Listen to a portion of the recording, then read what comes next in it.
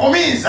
Une terre promise aux enfants d'Israël. Ce Canaan n'est pas une représentation du paradis. J'aime bien le rappeler, parce que le paradis, pour y rentrer, on n'a pas besoin de vivre ce que nous devons vivre pour rentrer dans Canaan. Ce que les enfants d'Israël ont vécu pour acquérir Canaan, pour prendre Canaan, pour ravir Canaan. Il a fallu qu'ils combattent. Il a fallu qu'ils combattent les géants, des esprits ou des hommes qui étaient dans Canaan, sous la terre de Canaan, et qui étaient très forts, qui étaient même puissants, qui étaient géants. Il a fallu les combattre, mais pas les combattre avec les mêmes armes que les géants, mais les combattre avec les armes que le Dieu de gloire nous donne.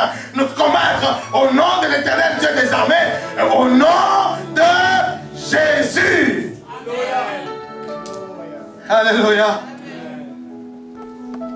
Mais les enfants de Dieu, quand c'est une promesse. Canaan est une promesse pour les enfants de Dieu. Oh, j'aime bien encore rappeler quelque chose. Canaan n'est pas simplement une ville. Canaan, c'était une terre ou une région. Dans une région, on ne trouve pas une seule ville. Dans une région, il y a plusieurs villes. Oh, laisse-moi te dire encore. Mais avant que je te dise, dites Amen d'abord pour que j'avance. Mais dites encore Amen pour m'encourager. Amen. Bien-aimé dans le Seigneur, dans Canaan, qui est la terre de la promesse. Canaan, qui est la terre promise, il n'y avait pas qu'une seule ville. C'est-à-dire dans ta terre de promesse, dans ce que Dieu t'a promis, dans toutes les choses que Dieu t'a promis, dans ta terre promise, il n'y a pas qu'une seule promesse. Dieu ne t'a pas promis que le mariage, Dieu ne t'a pas promis que l'argent, Dieu ne t'a pas promis que la santé, mais Dieu t'a promis tout un tas de choses. Beaucoup de choses qui représentent toutes les villes de Canaan. Tu dois les prendre, tu dois les prendre en possession. Tu n'as pas compris, tu n'as pas compris.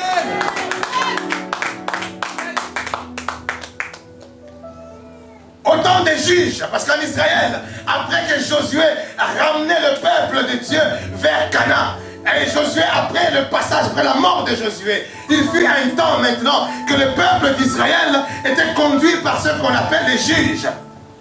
On appelle le temps des juges. Et on peut voir l'histoire des juges dans le livre des juges. Amen. Alors, Juges chapitre 4.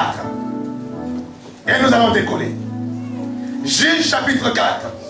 Oh, j'aime bien le Saint-Esprit. J'aime bien quand je suis enraciné dans sa parole. Quand je suis en train d'expliquer la parole, oh, la révélation de Dieu, je sens comme des fourmis qui montent à mes pieds. Et c'est pour cela que des fois tu peux me voir en train de bouger dans tous les sens. Fourmis du Saint-Esprit. Alléluia. Alléluia. Amen. Juges chapitre 4. Je vais lire à partir du verset 1er jusqu'au verset 7. Soyons attentifs à la parole. C'est l'histoire de la prophétesse Déborah. Alléluia. Est-ce qu'une Déborah peut dire Amen dans la salle? Il n'y en a pas beaucoup. Est-ce qu'une Déborah peut encore dire Amen dans la salle? Oh Jésus. Juges chapitre 4. Les Israélites firent encore ce qui est mal aux yeux de l'Éternel. Éhoud était mort. Et l'Éternel les vendit entre les mains de Yabin, roi de Canaan, qui régnait à Hatzor. Le chef de son armée était Sisera. Il habitait à Arochet Goïm. Excusez-moi, les mots hébreux, ce n'est pas mon fort. Verset 3. Les Israélites crièrent à l'Éternel, car Yabin avait 900 chars de fer. Et il opprimait avec violence les Israélites depuis 20 ans. Répète, depuis 20 ans. Répète encore, depuis 20 ans. Dans ce temps-là, Déborah, prophétesse, femme de Lapidote, était juge en Israël. Elle siégeait sous le palmier de Déborah, entre Rama et Bethel, dans les monts d'Éphraïm. Et les Israélites montaient vers elle pour le jugement. Elle fit appeler Barak, fils d'Abinoam, de Kedesh, Nephtalia, et elle lui dit, voilà l'ordre qu'a donné l'Éternel, le Dieu d'Israël. Va faire du recrutement sur le mont Tabor et prends avec toi 10 000 hommes des fils de Nephtali et des fils de Zabulon. J'attirerai vers toi au torrent de Kishon Sisera, chef de l'armée de Yabin, avec ses chars et ses troupes, et je le livrerai entre tes mains. Parole du Seigneur. Amen. Amen. L'histoire de Déborah, je crois que nous allons le parcourir aujourd'hui en grande ligne.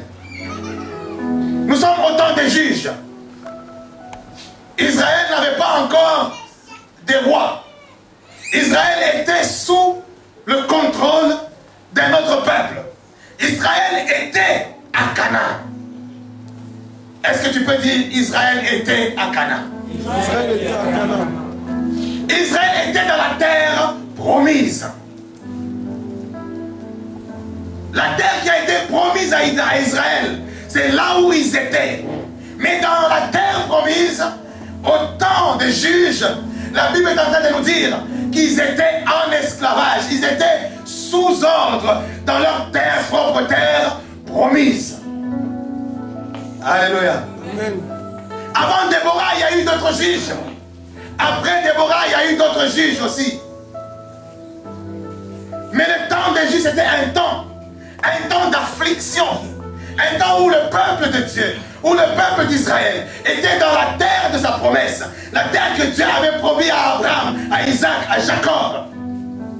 Ils étaient dans cette terre-là, mais ils étaient dans leur propre terre comme esclaves. Alléluia. Dans leur propre terre comme esclaves. Bien-aimés dans le Seigneur, on a dit aujourd'hui que Canaan était la représentation de ta promesse. La promesse de ta vie. Ce que Dieu a dit de toi. Ce que Dieu a dit de cette église.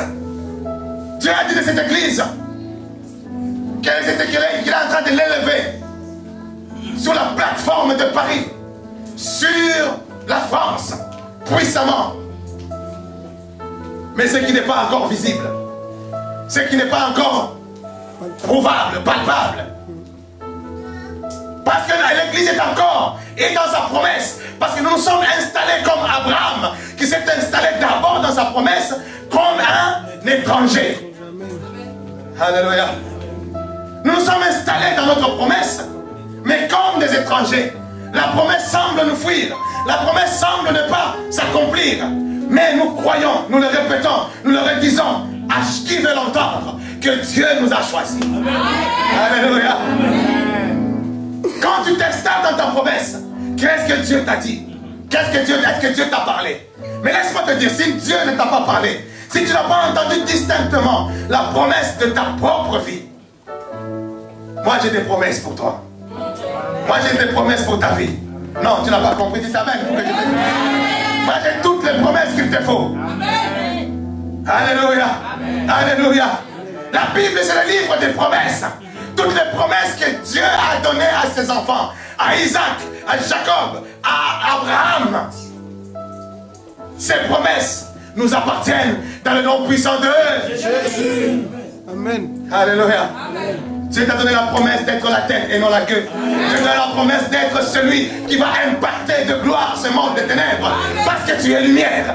Dieu t'a donné la promesse d'être celui qui est un infiltré dans ce monde de ténèbres. Parce que nous sommes de ce monde, mais nous ne sommes pas. Nous sommes dans ce monde plutôt, mais nous ne sommes pas de ce monde. Nous sommes comme le sel. Le sel, c'est une substance qui rentre dans ta nourriture, qui pénètre dans ta nourriture. Tu mets juste un tout petit peu, mais ça va tout au bout de ta casserole. Et quand tu vas manger, tu auras le goût du sel. Le sel, c'est comme un infiltré qui infiltre toutes les couches de ta nourriture. Et nous sommes le sel de ce monde. Nous devons infiltrer toutes les couches de ce monde des ténèbres et les impacter de la gloire de celui qui nous a appelés. Alléluia. Alléluia. Voilà la promesse. La grande promesse que nous avons en Jésus-Christ, notre Seigneur et Sauveur. Celui au-dedans de nous, quand il vit, il est ce sel-là qui peut se dégager. Celui qui au-dedans de nous, quand il vit, il est simplement cette lumière-là que nous devons impacter, avec laquelle nous devons impacter ce monde. Ce monde est constitué de la dualité. Ce qu'on appelle la dualité. Il y a toujours une chose et son opposé. Alléluia. Amen. Là où il y a Dieu, parce que Dieu existe, il y a l'opposé de Dieu. Celui qui est l'ennemi de Dieu, il y a Satan. Alléluia. Quand il y a la lumière, il y a quelque part l'opposé de la lumière, qui s'appelle les ténèbres. Là où il y a les faux, il y a quelque part le contraire des faux, qui s'appelle le vrai. Là où il y a le mensonge, il y a quelque part le composé des mensonges qui s'appelle la vérité. Alléluia. Amen. Là où il y a le bien, il y a l'opposé du bien qui s'appelle le mal. Voilà dans ce monde où nous sommes. Nous sommes dans un monde qui est entre deux forces, qui est entre deux choses, l'une qui s'oppose à l'autre. Alléluia. Amen. Alléluia. Mais bien aimé dans le Seigneur, je t'exhorte par la compassion du Christ afin que tu puisses choisir le bon camp, le camp de la vérité, le camp de la lumière, le camp de Dieu, le camp de la puissance, le camp de la gloire de Dieu, ce camp qui écrase tout autre camp. Laisse-moi te dire encore, bien aimé dans le Seigneur. Tu vas dans une maison, quand tu es dans une maison où simplement il y a les ténèbres, où c'est noir. Si tu allumes une lampe, si tu mets une lumière, les ténèbres ne peuvent pas étouffer la lampe. Les ténèbres ne peuvent pas étouffer la lampe. Mais c'est la lampe qui chasse les ténèbres. Mets-toi du côté de la lampe. Mets-toi du côté de la lumière. La Bible l'appelle lui-même le Père des Lumières. Il est le Père des Lumières. Il a dit le Père de la lumière. Le Père des Lumières. Amen. Nous sommes des lumières. Nous sommes des lumières. Et là où tu es, tu dois chasser les ténèbres tout autour de toi. Alléluia. Dans toutes ces deux positions de la dualité que je viens d'expliquer, il y a toujours une entité qui est plus forte que l'autre. Bien que les deux identités sont toujours au combat, mais une entité est plus forte que l'autre. Dieu est plus fort que Satan. Dieu est toujours plus fort que Satan. Alléluia. Alléluia. La vérité est plus forte que le mensonge. La vérité triomphe toujours. La lumière finit par chasser les ténèbres. Les ténèbres ne régneront point toujours. Quand la lumière s'élève, les ténèbres se dissipent. Choisis ton camp. Choisis ton camp. Alléluia. Le peuple d'Israël, au temps des juges, ils étaient dans leur terre promise. Mais il se trouve que dans leur terre promise, ils sont là, mais ils sont assujettis à un autre roi. Un autre roi qui est en train de les maltraiter. Et la Bible dit qu'au temps de Déborah, ils ont été maltraités par ce roi-là pendant 20 ans. 20 ans de maltraitance dans ta propre maison. 20 ans de maltraitance dans ta propre famille. 20 ans de maltraitance dans ton entreprise. 20 ans, on est en train de te maltraiter chez toi. Alléluia. Alléluia. Mais aujourd'hui, nous allons comprendre pourquoi le peuple de Dieu pouvait être dans sa promesse et être maltraité dans sa promesse. Pourquoi Dieu t'a promis le mariage, mais c'est comme si le mariage était en train d'être maltraité. Dieu t'a promis, un appel, il t'a donné un appel, mais c'est comme si ton appel était en train de te maltraiter. Alléluia. Bien-aimés, vous ne pouvez pas savoir combien d'hommes de Dieu souffrent à cause de leur appel. J'aime un homme de Dieu qui dit à ceux qu'on consacre ou qu'on amène à l'ordination. Il leur dit, si tu penses que aujourd'hui c'est le jour de ton élévation, mais moi je te dis, aujourd'hui c'est le jour de ton rabaissement. Si tu penses que devenir un homme de Dieu, devenir pasteur, devenir prophète, je ne sais pas quel appel tu as, c'est une élévation. Je te dis que c'est un rabaissement. Parce que tu deviens domestique des autres. Ce soir, quand toi tu dors, moi je suis en train de prier. Tu sais à quelle heure j'ai arrêté de prier ce matin? Demande à ma femme, elle va te dire. J'ai arrêté de prier, il était pratiquement 6 heures du matin. Mais je suis en forme ce matin. Mais quand je prie, je t'appelle même dans ma prière. J'appelle et je brise l'esprit qui t'empêche de venir à l'église régulièrement. Je dis, cet esprit-là, je t'ordonne, libère ma fille. Pendant la nuit, pendant que toi tu dors. Parce que je suis ton domestique. Alléluia. Amen. Il y a des fois des frères qui m'appellent. Ah non papa, je ne suis pas venu. Tellement que j'étais dans une fête, j'ai dormi à 4 h du matin. Moi et puis je ne peux pas, j'étais fatigué. À 4 h du matin, moi je prie. Alléluia. Je suis monté dans mon lit. Et ma femme peut vous le témoigner ces derniers temps. Je monte dans mon lit, des fois je monte dans mon lit même il est 8 h du matin. Parce que je prie. Pas parce que je suis en train de cogiter. Oh Seigneur, qu'est-ce qui se passe? Oh, je me lamente sur mon sort. Non, parce que je prie. Amen. Et tu crois que quand je prie comme ça, toi qui as prié que 15 minutes, 20 minutes avant de dormir de toute ta journée, tu penses que Dieu va te parler à toi et ne pas me parler à moi? Des choses importantes qui touchent ma vie ou des choses compromettantes pour mon ministère. Tu crois à cela?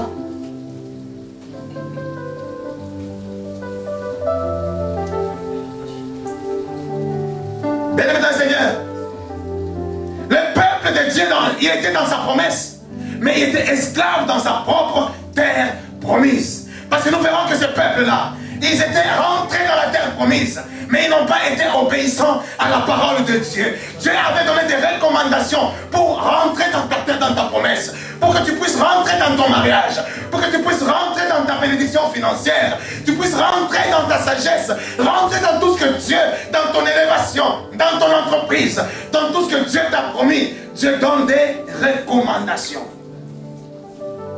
Il avait recommandé au peuple d'Israël de chasser tout le peuple qui était dans la terre promise.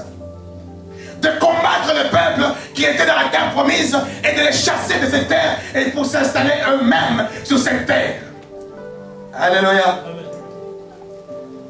Mais ce peuple, il est venu en face de ce peuple qui était dans la terre promise. Ils sont venus avec la puissance de ce Dieu qui les accompagnait, qui est le général de l'armée des enfants de Dieu, qui était lui-même devant pour combattre. Mais ce général-là ne peut pas combattre si toi tu ne veux pas combattre. Alléluia. Et ce peuple maintenant, face à l'ennemi, l'ennemi tremblait, parce que l'ennemi savait déjà que là, c'est fini. L'ennemi était déjà terrorisé par l'arrivée, par les échos, par les témoignages de l'Éternel, Dieu des armées, dans la vie de son peuple. Mais le peuple d'Israël, il arrive, il rentre dans la compromission. Il commence à chercher à faire la paix avec l'ennemi qui était dans Canaan. Alléluia. Et il commence à chercher à faire la paix, à faire la compromission, à nous arranger avec l'ennemi qui est dans la terre promise. Alléluia. À cause de cela, à cause du fait que Dieu a dit dans sa parole qu'il y a une promesse pour toi et pour moi, pour tout le monde. Dieu a dit, il n'est pas bon que l'homme soit seul. Dieu nous a promis le mariage pour cela. Dieu a dit que nous serons la tête et non la queue. Dieu nous a promis le pouvoir, l'autorité d'être dominants sur cette terre. Mais nous sommes rentrés comment dans cette promesse? Quand tu y rentres avec la compromission, en t'arrangeant. Non, je vais m'arranger, non, parce que l'ennemi là, il est géant, parce que si je viens, je combatte, il risque de tuer mes enfants, non, je vais m'arranger avec lui, non, on s'assoit, on reste là, tu sais, nous sommes ensemble, bon, Dieu nous a donné le pouvoir, mais bon, nous sommes ensemble, on est là et on boit le vin, comme disent les Ivoiriens. On est ensemble et on boit le vin. Tu commences à rentrer dans la compromission avec l'ennemi. Oui, mariage, c'est bien, tu viens. Bon, écoute, on se met d'abord ensemble parce que sinon le mari va me fuir. Tu commences à rentrer dans ta compromission avec l'ennemi. Or, il t'a été donné l'ordre de chasser d'abord, l'ordre de combattre d'abord. Alléluia. Et le peuple de Dieu, il se retrouvait maintenant habitant, cohabitant avec l'ennemi dans la terre promise. Et Dieu est venu encore pour les prévenir. Attention, ce que vous avez fait, vous avez agi mal. Mais vous, vous êtes entêtés, vous avez désobéi, vous êtes rentrés. Maintenant, je vous exhorte encore. Faites ce qu'il faut. Prenez votre place d'autorité. C'est à vous de dominer. Brisez toute convention. Et restaurez l'autorité, le pouvoir que je vous ai donné. Alléluia. Amen. Mais le peuple était toujours encore désobéissant. Le peuple n'écoutait toujours pas. Et dans leur compromission, le peuple commençait à se marier avec les enfants de l'ennemi. À ceux qui cohabitent, nous commençons à nous marier, nous commençons à avoir des enfants, nous commençons à avoir des familiarités et ça devient compliqué. C'est là que le peuple de Dieu commence même à adorer les dieux de l'ennemi. Alléluia. Amen. Le peuple de Dieu commence à adorer même le Dieu de l'ennemi à cause de la compromission. Oh, je vais m'aider. Je vais faire un petit cop, ou comme on appelle chez nous les copes, et je vais faire une petite manigance pour avoir un peu d'argent dans mon travail. Non, je vais voler un tout petit peu. Oui, c'est pour la gloire, et puis je vais donner ma dîme. Et tu commences à pactiser. Alléluia. Tu commences à pactiser. Le monde ne nous enseigne pas. Le monde dit, qui veut la paix, prépare la guerre. Qui veut la paix, prépare la guerre. Le monde même est en train de nous enseigner. Si tu veux rentrer dans ta promesse, t'installer dans ta promesse en paix, prépare-toi à combattre. Ne fuis pas le combat. Ne fuis pas le combat. Quand tu fuis le combat, tu te rends faible par rapport au combat. Et bien tu vas te retrouver dans la compromission. Et tu vas te retrouver même dans le pays de ta promesse. Tu vas te retrouver dans ta promesse, mais esclave dans ta promesse. Au lieu que le mariage te procure de la joie, le mariage commence à t'écraser. Parce que tu n'es pas dans le pays tu n'es pas correctement dans ta promesse. Alléluia. Bien-aimé dans le Seigneur, réalise encore cette parole. Le pourquoi dans ta vie. Toutes les choses que tu attends, toutes les choses que tu cherches, les choses qui sont à toi parce que Dieu te les a données. Pourquoi tu as du mal à les maîtriser? Pourquoi ces choses-là, tu as du mal à les saisir? Pourquoi ils te fuient? Pourquoi aujourd'hui l'Église n'est pas la tête? Pourquoi aujourd'hui l'Église n'impacte pas le monde? Pourquoi aujourd'hui on n'a pas les membres dans nos églises? Des membres qui doivent être au congrès, des membres qui doivent être dans les parlements, des membres qui doivent être à la tête des mairies et qui doivent prendre des décisions bonnes pour le peuple de Dieu.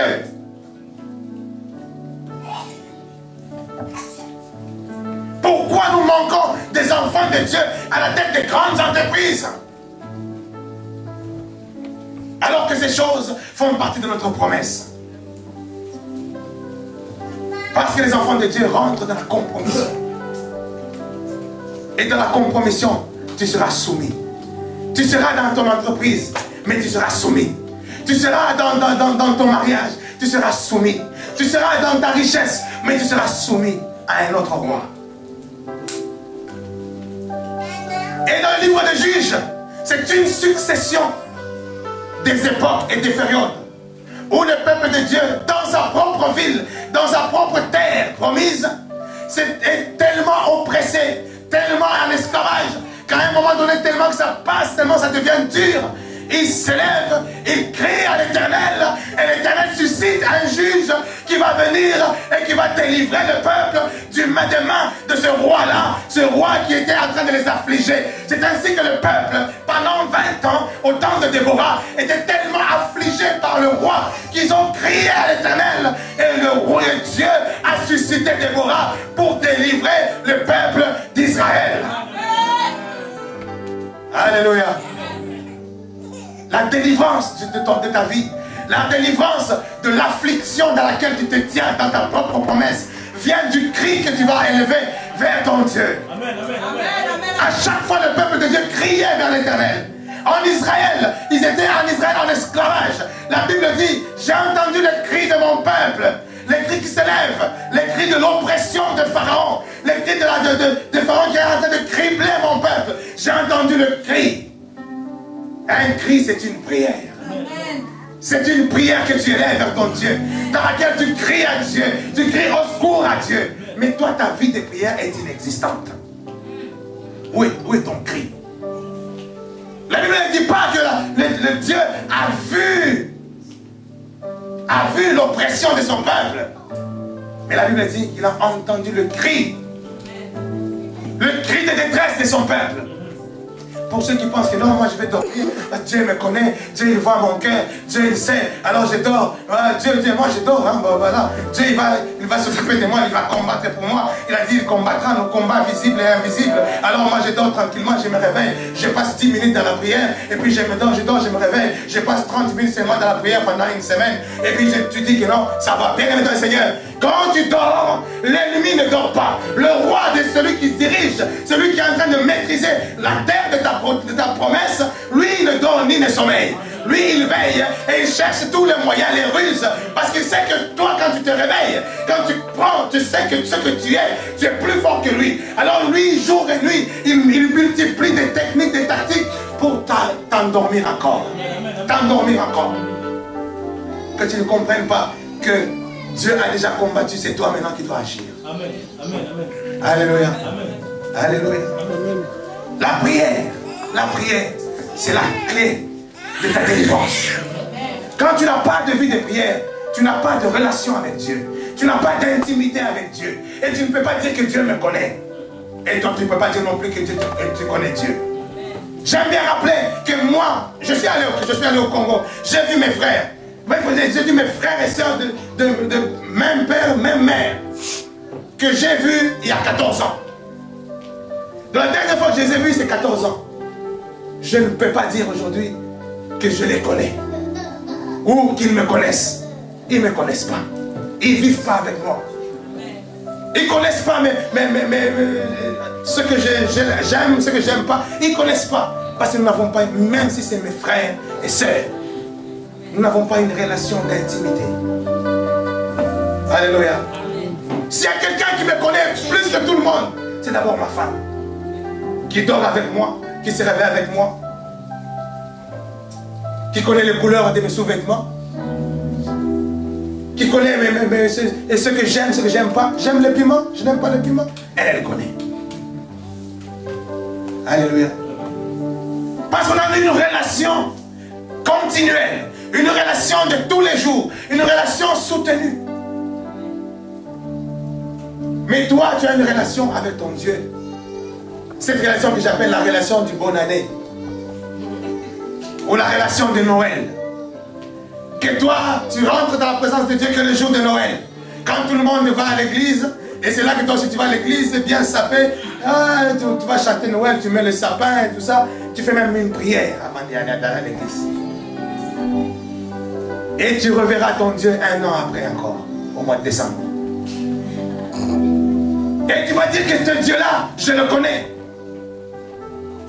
Ou ce Dieu-là, il me connaît. Bien-aimé dans le Seigneur. Laisse-moi te dire aujourd'hui que même dans la détresse, Dieu attend quelque chose de toi. Il attend un cri de toi. Il attend une prière de toi. Il attend que tu sois un homme, une femme de prière. Parce que Dieu a mis le pouvoir en toi. Il a mis le pouvoir sur ta langue. Il a mis des choses pour restaurer ta vie. Quand tu cries à l'Éternel, même dans ta promesse, bien-aimé dans le Seigneur, j'ai dit tout simplement que les démons, les esprits impurs, les esprits méchants qui nous environnent, ils sont des esprits, c'est-à-dire ils sont invisibles. Mais nous les reconnaissons, nous les détectons à travers les effets qu'ils font sur notre vie. Amen. Alléluia. Amen. Quand tu vois que dans ma vie, j'ai remarqué que nous sommes en train de prier. Que nous prions. Tous les mercredis, nous prions à l'église. Les vendredis dans les cellules, les jeudis dans les cellules, les gens prient. Ils intercèdent, ils prient pour l'église. En ce moment, il y a un groupe de gens qui prient tous les jours à minuit pour l'église et pour mon ministère. Il y a une personne qui a passé toute la semaine dernière en jeûne et prière pour l'église et pour mon ministère. La semaine prochaine, il y a quelqu'un d'autre qui prendra la relève. C'est très bien. C'est très bien. Parce qu'il faut crier. C'est le commencement, c'est la base. Si personne ne crie, si l'église ne prie pas, la Bible dit, le Seigneur, le Nouveau Testament nous rappelle, dans le livre de Matthieu, Matthieu 21, verset 13, si je ne m'abuse. Matthieu 21, verset 13. Est-ce que quelqu'un peut me le lire?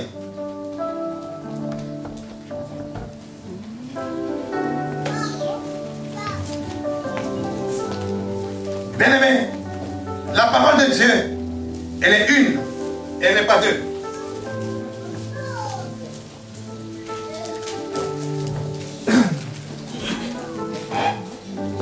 Je lis dans le nom de Jésus. Amen. Et il leur dit, il est écrit, ma maison sera appelée une maison de prière. Mais vous en faites une caverne de voleurs. Le Seigneur, il est rentré dans le temple. Il a vu que dans le temple, les gens étaient en train de faire du commerce. Les gens ont fait du temple un endroit de rencontre. Ah, on se voit à l'église. C'est devenu un lieu tout simplement de familiarité. Si tu veux me voir, donc rendez-vous à l'église. Et à l'église, on fait notre tractation. Bon, c'est quoi le programme? Aujourd'hui, on va aller vendre je ne sais pas quoi. Aujourd'hui, on va l'acheter je ne sais pas quoi. Aujourd'hui, on va aller pourchasser je ne sais pas quoi. Et c'est devenu un lieu de toute activité, sauf l'activité première de l'église. Et le Seigneur, il a commencé par chasser. Il a commencé par frapper tous ces gens qui avaient établi des tables pour faire leur commerce dans le temple. Et il les a rappelés. Ne savez-vous pas qu'il est écrit? Il est en train de rappeler la prophétie d'Ésaïe. Il est en train de rappeler la prophétie de Jérémie. Ne savez-vous pas qu'il est écrit que ma maison est une maison de prière? La Bible ne dit pas ma maison est une maison de prédication. Ma maison est une maison de chansons. Hein, où nous venons pour chanter pour Dieu. Où nous venons pour être enseignés pour Dieu. Ma maison est une maison de prière. La prière au centre. La prière au centre de la vie de la maison des enfants de Dieu. Si chez toi tu n'as pas une vie de prière, si l'église ne prie pas, s'il n'y a personne à l'église qui se dévoue pour être dans les programmes de l'église, pour prier pour l'église, vous serez les premiers. Ah, cette église-là, rien ne marche. Ah, c'est comme si non, il n'y a pas l'onction. Ah, c'est comme si, c'est comme si. Mais vous n'êtes pas au programme de prière pour l'église. Ma maison n'est pas la maison de rencontre. C'est ce que dit l'Éternel. Ma maison n'est pas la maison de louange, simplement d'adoration. Mais ma maison, c'est la maison de prière. La vie de prière, c'est ça qui peut sauver ta promesse. Amen. C'est ça qui peut sauver ta promesse. Quand tu es dans ta promesse, mais les choses se compliquent, les choses s'aggravent, les choses commencent même à te peser. Recours à la prière. Crie vers l'Éternel. Et l'Éternel va susciter un Déborah. Le Seigneur va susciter un Gédéon. Le Seigneur va susciter un Samson. Le Seigneur va susciter. Tous ces gens, ce sont des juges. Et autant de juges, le peuple de Dieu, tellement qu'il était rentré dans la compromission. Et quand ils étaient tellement accablés, comme du temps de Déborah, 20 ans, Il crie vers l'Éternel, ça dit qu'il prie, tu pries. Et l'Éternel suscite quelque chose et quelque chose se passe dans ta vie. Une fois que tu as maintenant la paix, une fois que Dieu maintenant commence à restaurer ta maison, Dieu commence à te restaurer dans ce que tu as, tu commences à relâcher. C'est ça l'histoire des juges. L'histoire des juges est ponctuée par des relâchements des enfants de Dieu. Ils se relâchent parce qu'ils viennent de voir la gloire de Dieu. Ils viennent de voir la main puissante de Dieu. Ils se relâchent dans la prière. Ils commencent à tourner le dos vers Dieu. Ils commencent encore à faire leur commerce avec les gens qui étaient là. Ils oublient encore que nous devons, ces gens-là, nous devons les briser, les casser, les combattre. Ils commencent à pactiser, de faire la paix avec ces gens-là. Au lieu de les tailler en pièces. Alléluia. Amen. Et quand ils vont être dans cette position-là, ils commencent à écouter ce que ce peuple commence à dire. Est-ce que tu sais que dans cette église-là, il y a des sorciers? Ah bon? Parce que tu prêtes l'oreille. Et quand tu prêtes l'oreille, on te parle.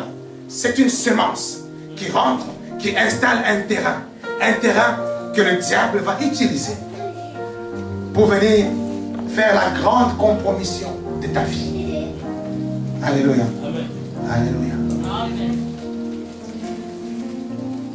La prophétie, c'est un don merveilleux, un don puissant. Que Dieu te bénisse.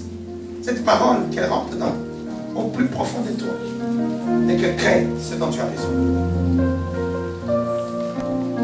Le don de la prophétie, comme ce don que tu as, c'est le don de la révélation. C'est le don où Dieu vient te parler dans un songe, dans des visions, dans ce genre de choses ou dans des sentiments profonds. Tu vois, tu marches comme ça. C'est un don que ce n'est pas n'importe qui l'a. Toi, tu as ce don-là. Mais ce don-là, si tu n'as pas une vie de prière, si tu n'as pas une vie de prière intense, tu n'as pas une relation avec Dieu, tu seras le Mahomet de ta propre vie. Tu seras le Mahomet de ta famille. Tu seras le Mahomet de ton église. Tu seras le Mahomet. Parce que vous savez, Mahomet, il a reçu une vision. Et c'est une vision qu'il avait reçue. Une vision, il dit lui-même qu'il a vu l'ange Gabriel. L'ange Gabriel est venu lui dire qu'il doit maintenant bâtir l'église musulmane. Cette église qui aujourd'hui est la plus grande religion qui combat les chrétiens. Est-ce que c'est Dieu? Mais c'était une vision. C'était une vision. Et c'est vrai. J'aime bien rappeler que Mahomet a dit qu'il a vu l'ange Gabriel. J'aime bien rappeler que est-ce que les anges ont des noms? Si les anges ont des noms, les anges donc ils sont tous juifs. Parce que Gabriel c'est un nom juif. Michael est un nom juif. Tous les noms des anges que nous connaissons dans la Bible, c'est des noms juifs. Les anges sont des juifs. Il n'y a pas des anges congolais. Il n'y a pas des anges ivoiriens.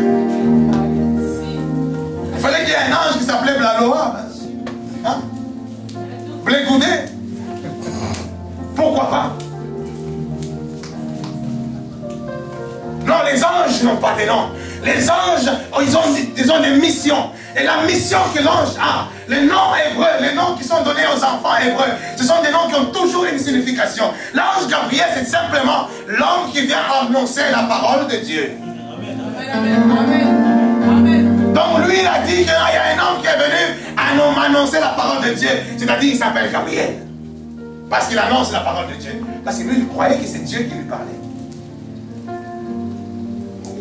Alléluia. S'il savait que ce n'était pas Dieu, il allait lui donner un autre nom. À ce même ange-là qui est venu lui parler. Il allait lui donner un autre nom. Alléluia. L'ange Gabriel, c'est l'envoyé de Dieu. C'est sa signification de Gabriel. L'envoyé de Dieu. C'est lui qui annonce la parole de Dieu. C'est lui qui annonce les promesses de Dieu. Voilà. C'est ça Gabriel. Et lui, il a dit, ah, comme il est venu m'annoncer la promesse de Dieu, donc il s'appelle Gabriel. C'est une vision qu'il a eue. C'est une visitation même angélique qu'il a eue. Et le Seigneur, parce qu'il n'était pas dans la promesse de Dieu, Il n'était pas dans la lignée de ceux qui se prosternaient devant ce Dieu, le Dieu, l'unique Dieu, le véritable. Il n'était pas dans cette lignée, il n'était pas dans cette promesse. Il n'y a pas de protocole pour rapidement.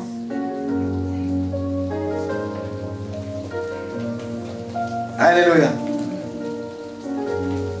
Béni dans le Seigneur. Quand tu n'es pas dans la relation avec Dieu, quand tu n'es pas dans l'intimité avec Dieu, quand tu n'es pas dans cette relation continuelle avec celui qui renouvelle sans cesse. La Bible dit quand nous nous tenons devant sa face, quand nous nous tenons devant notre Dieu, il renouvelle notre force. Amen, amen, amen. Il renouvelle sa grâce. Il renouvelle sa bonté. Il renouvelle ses promesses. Il nous renouvelle.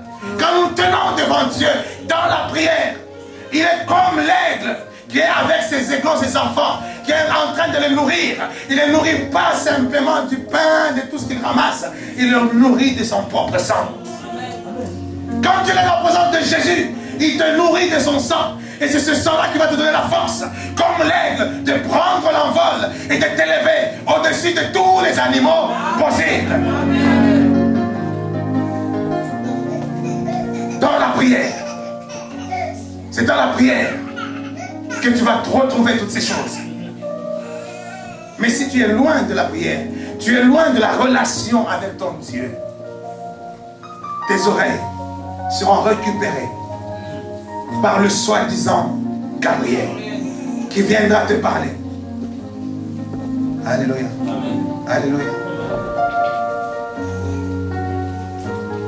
Béni le Seigneur, quand Dieu donne la promesse, Dieu a donné la promesse aux enfants de Dieu. Il leur a parlé, ils sont compromis. Ils sont rentrés dans la désobéissance.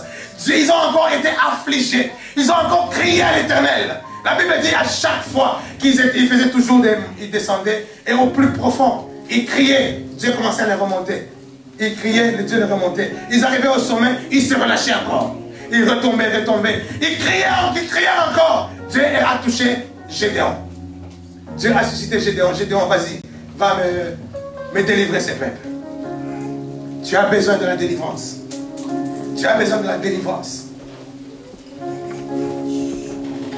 Si tu minimises la délivrance dans ta vie, mais ne pense pas que parce que je minimise, que le diable tremble, que les démons ne sont même pas à côté de moi. Les démons n'ont rien à faire avec ce que tu penses. Les démons, ils ne voient que ce que tu as. Alléluia. Amen. Alléluia. Le combat est une réalité. Le combat dans nos vies. La vie d'un homme est un combat. C'est le combat de la lumière contre les ténèbres. Qui vaincra? C'est le combat de la vérité contre le mensonge. Qui vaincra? C'est le combat de Dieu contre Satan. Dieu a déjà vaincu. Quelqu'un peut dire Amen. Amen. Le combat, c'est une réalité dans la vie de tout un chacun. Si toi tu ignores le combat lui ne t'ignore pas. Tu penses que non, moi je n'ai pas à combattre. Moi le combat c'est pas mon affaire. Mais le combat lui ne t'ignore pas. Il est là. Et le diable multiplie de ruses. Bien-aimé dans le Seigneur, si tu n'as pas été délivré, crie à Dieu qui puisse te délivrer. Qu'il te délivre de tout, de toute sémence, de tout esprit impur. Il y a des démons, ce qu'on appelle les démons de manipulation des songes. Tu entends? Le démon de manipulation des songes. Il faut que tu le repères, tu te mettes en position et chaque jour, tu interdis ce démon de t'approcher de toi. Parce qu'il va manipuler tes songes. Tu dis démon de manipulation des songes.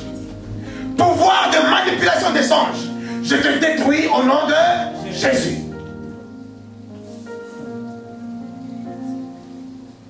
Alléluia. La Bible n'a jamais dit que nous devons nous taire. Nous devons nous taire devant nos problèmes. Nous devons nous taire devant nos soucis. Nous devons nous taire devant nos complications. David est en train de nous enseigner en concernant la prière. David nous enseigne dans les psaumes. Il dit simplement, quand il venait de commettre l'impudicité et de faire la manigance contre Bathsheba et le mari de Bathsheba pour le faire mourir. C'était une abomination devant Dieu. Et David, dans son affliction, il a commencé à manger les fruits pourris de ses mauvaises actions, les fruits pourris de son péché. L'enfant que Bathsheba a eu, l'enfant maintenant était mourant, commençait à mourir. David a commencé à se lamenter dans son cœur. Il a commencé à se lamenter dans son cœur. Il s'est mis en deuil pendant que l'enfant était en train de mourir. David s'est mis en retrait, il ne se lavait plus, il s'est revêtu de cendres et tout ça. Il gémissait dans son cœur. Et dans son cœur, il se disait, Seigneur, aie pitié de moi. Je sais, je reconnais que j'avais mal fait, mais aie pitié de moi. Il gémissait dans son cœur. Mais David dit, tant que je gardais ma bouche fermée, tant que je me taisais, je sentais encore le poids de l'affliction qui augmentait en moi. C'est comme si j'étais accablé, brisé. Je sentais vraiment le poids du combat pesait encore sur moi, tant que je me taisais. Et à un moment donné, tellement qu'il était mal. David a dit, ah, Éternel Dieu des armées, Père, je reconnais ma faute. Père, je sais que j'ai péché. J'ai péché contre toi, contre le Bathsheba, contre le mari de Bathsheba. Père, je me répands devant ta face. David a commencé à parler. Il a commencé à se repentir. Il a commencé à dire des choses. Et David a remarqué que dès qu'il a commencé à ouvrir sa bouche et à parler, le poids qui était sur lui commençait à se dissiper. Il commençait à se sentir léger. Ah, David a commencé à comprendre. Mais c'est ça le secret de la prière. David a commencé à dire. Et à la fin, David nous donne une exhortation. Il dit, c'est comme ça qu'un homme pieux doit prier.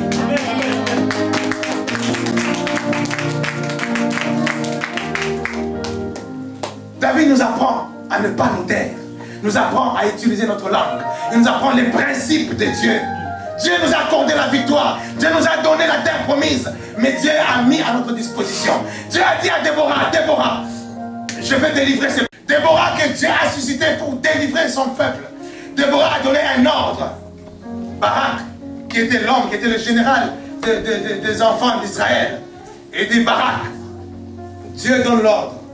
Lui-même, il est devant toi. Lui-même, il est devant toi. Il est descendu dans la vallée.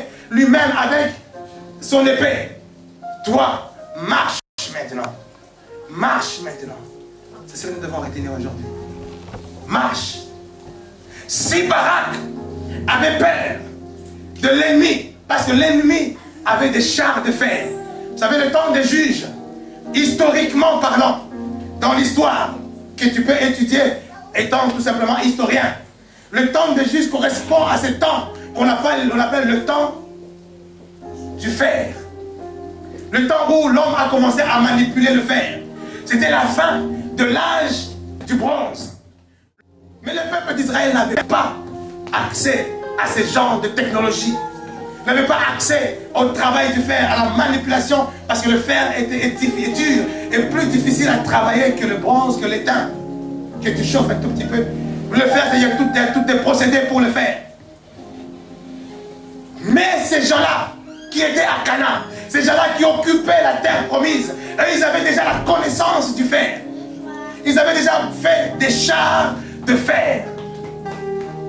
Et toi, à pied, avec ton petit couteau en bronze ou en je ne sais pas quoi, va chercher à combattre cet homme avec un char de fer, avec des lances de fer, avec des javelots de fer. Donc le peuple d'Israël, c'est déjà, techniquement parlant, ils s'avouaient déjà vaincus. Pratiquement, ils étaient déjà dans la faiblesse. Mais Dieu dit, va combattre ce peuple qui est plus armé que toi. Ce peuple qui est beaucoup plus fort que toi. Et nous devons reconnaître dans cette histoire que l'ennemi qui bloque ta vie, l'ennemi qui est dans ta terre promise, celui qui cohabite avec toi, il n'est pas faible, il est fort. Ne le sous-estime pas, il est fort.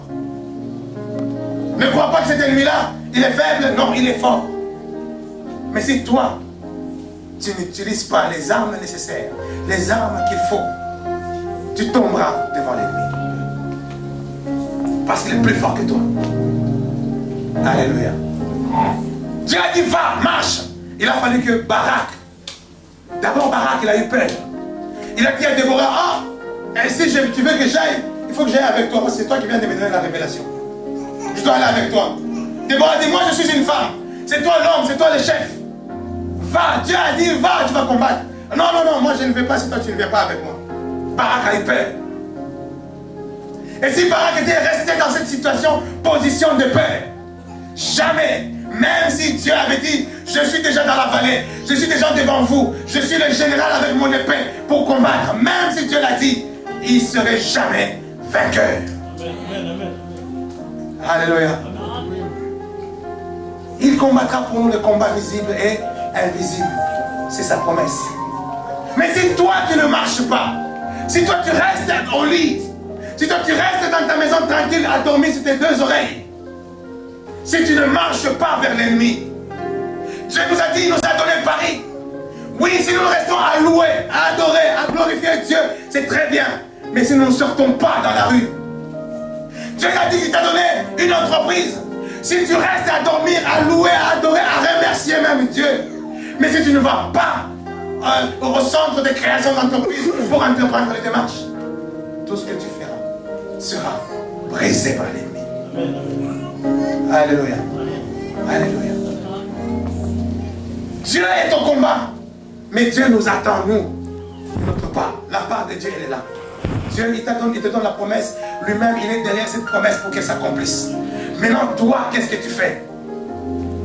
Si toi, tu restes tranquillement au bord de la route à attendre d'arriver en Belgique, si tu ne montes pas dans la voiture qui va en Belgique, si tu ne montes pas dans les trains qui vont en Belgique, tu n'arriveras jamais en Belgique. Même si on t'a dit, on t'attend en Belgique, il y a 1 million d'euros qui t'attendent là-bas. Mais si toi tu ne montes pas dans les trains, tu n'y arriveras jamais. Alléluia. La promesse elle est là, mais Dieu t'attend. Il attend que tu puisses faire ta part. Le combat est déjà vaincu, mais Dieu attend que tu te lèves contre l'ennemi. Que tu te lèves contre l'ennemi. Que maintenant tu agisses en autorité, en vainqueur, avec le petit poignard que tu as, un poignard de bambou que tu as, ou avec un petit javelot en bambou que tu as. Il te dit, lève-toi avec la force que tu as. Lève-toi avec la force que je t'ai donnée. Lève-toi avec le bâton que je t'ai donné. Et dresse-toi simplement. Et tu verras que l'ennemi, à ton approche, l'ennemi aura l'impression comme si tu avais une armée beaucoup plus armée que lui. Et l'ennemi va s'enfuir, même devant toi. Tu vas t'étonner. Ça se trouve même que tu n'auras même pas à livrer un grand combat. Tu commences tout simplement à déclarer les paroles. Tout simplement à utiliser, à brandir ton épée. L'épée qui est la parole de Dieu dans ta bouche. Tu commences à l'agiter simplement. Simplement. L'ennemi commence à fuir. L'ennemi commence à fuir devant toi. Amen. Parce que lui-même, le général, est en train d'agir. Amen, amen. Amen. Alléluia. Mais si tu ne te lèves pas dans le combat de ta vie, si tu ne te lèves pas, rien ne se fera. Tu peux demander le secours de tout le monde, le secours des pasteurs, le secours de je ne sais pas qui. Mais le secours ne viendra que de toi-même. Amen, amen.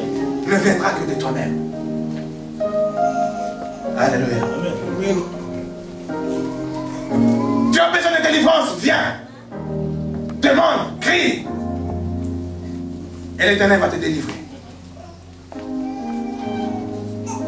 Vous savez, j'aime bien expliquer la délivrance encore dans une autre dimension. Comme un laboureur. Comme quelqu'un qui a un champ, qui doit cultiver un champ. Si tu n'arraches pas d'abord les mauvaises herbes qu'il y a dans ce champ, si tu n'enlèves pas d'abord les pierres qui gênent dans ce champ, tu auras beau mettre ta semence, tu auras beau jeter ta semence, mais ta semence va s'élever au milieu des ronces et des épines, au milieu des pierres qui vont étouffer ta semence. Tu ne pourras pas récolter à la hauteur de la semence. Commence par préparer la terre, commence par arracher, Commence par enlever les pierres qui gênent. Commence par détruire, par abattre les hôtels de Baal dans ta vie. Commence par à détruire les pouvoirs des sorciers dans ta vie. Commence par arracher les malédictions qui ont été jetées contre toi. Commence d'abord à être délivré de l'emprise, de la main du diable dans ta vie. Avant maintenant d'appeler la sémence de Dieu. Amen, amen. Avant de poser la sémence de Dieu. Alléluia. Amen, amen. Dieu met toujours un bienfaiteur dans ta propre vie. Pour que quelqu'un, d'une manière ou d'une autre, t'ouvre la porte même d'un travail. Pour que quelqu'un, d'une manière ou d'une autre, dans une institution, dans un bureau, dans une préfecture, puisse t'ouvrir les portes de l'agrément ou les portes des papiers ou les portes de quelque chose qui va t'emmener dans ta bénédiction. C'est un bienfaiteur que Dieu met dans ta vie. Et tu dois réclamer et demander à Dieu, Dieu suscite encore des bienfaiteurs dans ma propre vie. Pour que je puisse rentrer dans ma bénédiction. Et il y a des esprits qui sont là pour étouffer ton étoile.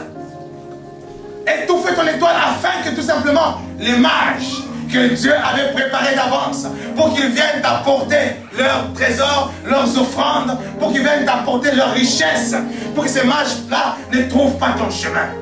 Et tu dois te lever et appeler. Mage qui a été préparé, mage qui a été suscité, touché par l'Éternel. Regardez mon étoile et venez apporter ce que Dieu a mis dans vos mains. C'est des choses, bien aimé Seigneur, qu'on ne fait pas. On croit que non, ben, c'est quand même bizarre, c'est comme si on fait. C'est la parole de Dieu. Et tant qu'on ne le fait pas, personne ne le fera pour nous. Personne ne le fera pour nous. Et nous commençons à vivre avec les moyens de bord. Nous vivons avec les possibilités matérielles, les possibilités à travers notre propre force. Et nous passons à côté de ce que Dieu a préparé réellement pour nous. Nous commençons à nous contenter des petites choses que nous voyons. Nous passons à côté des vraies choses. Nous devons être des audacieux dans la prière. Audacieux dans la prière. Dans une prière où tu déclenches. Avion, que Dieu m'avait montré, avion que moi j'ai fait, je t'ordonne, commence déjà à démarrer et poursuis-moi au nom de Jésus. C'est des prières audacieuses. Voilà le combat. Le combat, ce n'est pas un mystère. Le combat, c'est une conviction et une parole. Le combat, c'est la foi et une parole.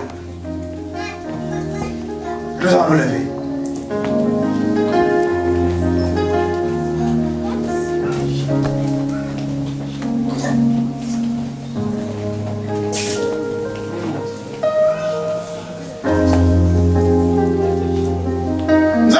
Par détruire tout pouvoir qui vient combattre les bienfaiteurs de ta vie. Tout pouvoir qui vient combattre ce que le Père, parce que Dieu a déjà préparé des choses pour toi, a déjà préparé des gens qui doivent venir tout simplement t'assister. Dieu a déjà préparé des portes qui doivent s'ouvrir tout seul quand toi tu vas t'approcher de ces portes-là. Tu t'approches simplement de l'administration. L'administration ouvre automatiquement les portes. Dieu a déjà préparé cela. Mais il y a des esprits qui combattent ces portes. Des esprits qui combattent les bienfaiteurs divins. C'est-à-dire les bienfaiteurs de Dieu pour ta propre vie. Maintenant, tu vas lever ta voix. Tu vas maintenant détruire les pouvoirs qui bloquent les bienfaiteurs de ta vie. Personne ne le fera pour toi. C'est toi-même qui feras pour toi-même. Commence à détruire. Commence à parler. Utilise ton arme. Toi-même, tu as compris dans quel domaine Dieu normalement avait suscité quelqu'un. Mais la personne n'arrive toujours pas. Toi-même, tu as compris dans quel domaine Dieu t'a déjà béni.